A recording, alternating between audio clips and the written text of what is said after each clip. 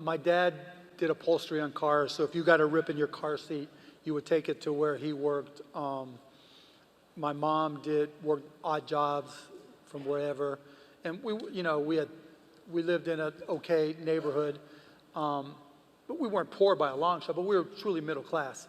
And over and over, my dad didn't go to college, my mom didn't go to college, and so they would beat into me, "You're going to college."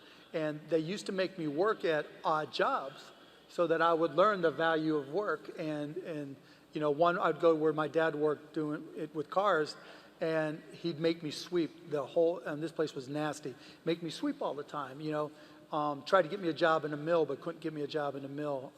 My mom wanted me to lay carpet because she was worried about me if I didn't have a trade. And so she got a friend of hers to try to get me, to teach me how to lay carpet.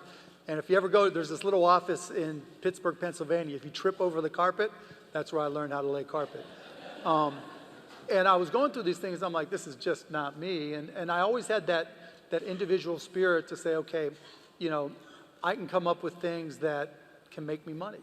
I mean, when I was 9, I would sell baseball cards. When I was 12, I told my dad I wanted a pair of basketball shoes. And it just so happens he was playing poker with his buddies, who were all probably rip-roaring drunk at the time, and I just didn't realize it.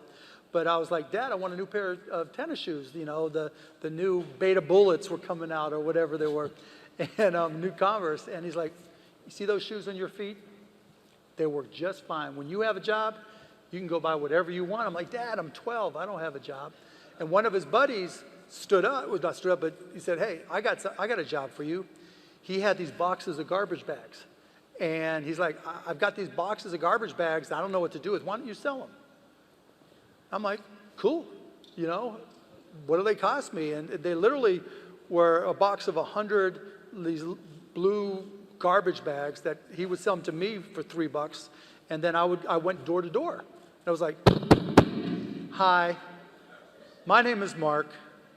Do you use garbage bags? And I learned I could sell. It was just like, okay, $6, I'll drop them off whenever you need them. Just call me. And I made some money, bought my shoes, and that just gave me confidence, and it took off from there.